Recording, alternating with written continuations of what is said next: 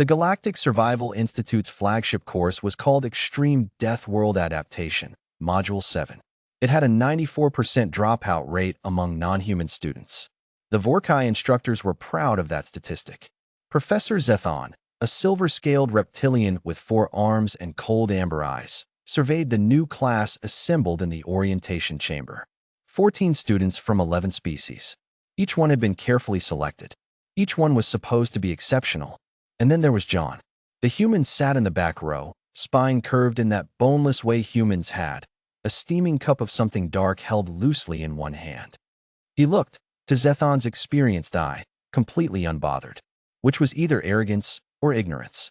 In Zethon's experience, it was usually the latter. "Welcome," Zethon said, letting his translator click through the greeting in 11 frequencies. "You are here because your respective governments believe you can survive what most species cannot. By the end of this course, we will know if they were right."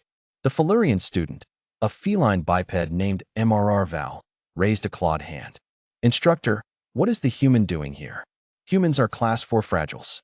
No exoskeleton. No venom resistance. Core body temperature barely above ambient." "They are." She searched for the polite word, soft. Several students chittered in agreement. John sipped his coffee. He did not look up. Zethon allowed a thin smile. "The human is here at the request of Earth's Military Cooperation Bureau. We will see how long he lasts." He activated the holographic display. Now, today's environment, Carrick 4. A volcanic archipelago with sulfur dioxide atmosphere, surface temperature of 60 degrees Celsius, unstable terrain, and apex predators averaging 4 times human mass. You will be dropped in groups of 3. You will survive for 48 hours. You will not be rescued if you fail. The room went quiet. John finally looked up. "Are we allowed to bring anything?" "Standard kit. Multi-tool. Emergency blanket. Water filtration tablet. Though I should note the local water contains trace heavy metals that would liquefy most mammalian kidney tissue." "Right," John said. He nodded once, like this was a grocery list, and went back to his coffee. His group was him, Emrar Val, and a young Dorkai named Plex, a methane-breathing insectoid who communicated through vibrating wing cases. Plex was brilliant, top of his class at the Dorkai Science Collective. He had never, in his entire academic career, been anywhere that tried to kill him. Carrick 4 tried to kill them within the first 6 minutes. The drop pod hit the black rock of a volcanic shelf and cracked open. The heat hit like a wall. MRR Val hissed, activating her suit's thermal dampeners immediately. Plex's wings went rigid with panic static, the insectoid equivalent of a scream. John stepped out, squinted at the boiling orange sky, and said, "Huh, reminds me of Phoenix in August." "What is a phoenix?" MRR Val demanded, already scanning for predators. "City. On Earth. Hits about 48 Celsius in summer. Dry heat though. This is wetter." He crouched, touched the ground, pulled his hand back, wiped it on his pants. "Sulfur crust. Unstable. We shouldn't camp here." "I said that," MRR Val said. "You were right. Let's move toward that ridge." He pointed. In the distance, through clouds of yellow vapor, a ridge of darker rock cut across the skyline. Higher ground. Better visibility. Probably cooler by a few degrees. A few degrees, Plex vibrated. "You are concerned about a few degrees? At 60 Celsius, every degree matters." They moved.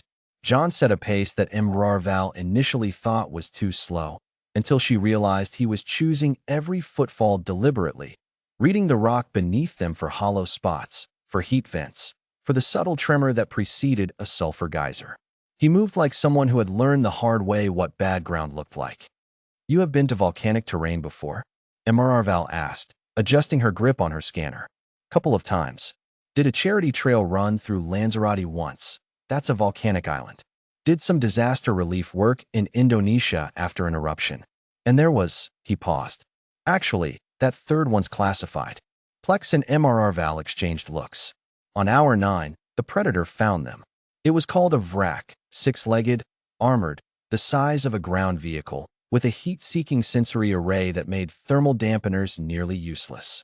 It had been following the warmth of their bodies since the 2nd hour. MRR Val smelled it first. Her ears went flat. "Vrak. Behind us. 30 meters. Big one," John said, glancing back. His voice was calm. Not fake calm. Actually calm. We cannot outrun it. Plex vibrated frantically. It is 400 kilograms. It clocks at 60 kilometers per hour on flat terrain. We are on unstable volcanic rock. We will die. We won't die, John said. How can you possibly know that? Because I've got an idea, and it's stupid enough to work. He looked at Val. You've got the strongest legs. Can you throw something heavy about 20 meters to the left? Yes, but why? There's a heat vent there. The crust is thin. I've been watching the vapor patterns. He pulled his multi-tool, clicked it open to the longest blade. Throw your pack. The vrac will follow the heat signature. The crust collapses. It falls in. Val stared at him. You have been tracking heat vents. While walking. While talking. While it was hunting us. Had to do something. He glanced back again. 20 seconds. You throwing or not? She threw. The pack sailed. The vrac lunged for the heat signature. 600 kilograms of prehistoric armored predator moving at full sprint across a thin sulfur crust above a heat vent. The ground swallowed it in a roar of steam and cracking rock. Silence. Plex's wings vibrated so fast they were nearly invisible. You read the geology while being stalked by an apex predator, and you did not tell us you were doing this, because didn't want to worry you, John said simply. He snapped his multi-tool shut. Come on. We've got 39 hours left. Back at base camp on night 2, Professor Zethon reviewed the telemetry feeds with his colleague, a Dorkai biologist named Dr. Venn. The human's biometrics are anomalous, Dr. Venn said, pulling up the data. Zethon leaned in. The readout showed John's cortisol levels, heart rate, and adrenaline markers across the 48-hour period. They were almost completely flat. He never entered a panic response, Zethon said slowly. Not once. Not during the vrac encounter. Not during the geyser at hour 31. Not during the acid rain at hour 40. Dr. Venn zoomed in. His heart rate elevated slightly during the vrac to 110 beats per minute. Our Felurian students spiked to 240. The Dorkais reached the upper limit of our monitor. What is the human's baseline? 72. Dr. Venn paused. I cross-referenced his file. He has prior medical records on file from an Earth military program. He shows the same biometric flatline under documented combat conditions. Repeated documented combat conditions. Another pause. Instructor, I think we made an error in classification. He is rated Class 4 fragile. He is rated Class 4 physically. No exoskeleton. No natural weapons. Thermoregulation dependent. Dr. Venn looked up. But I think we forgot to rate the inside. Zethon said nothing for a long moment.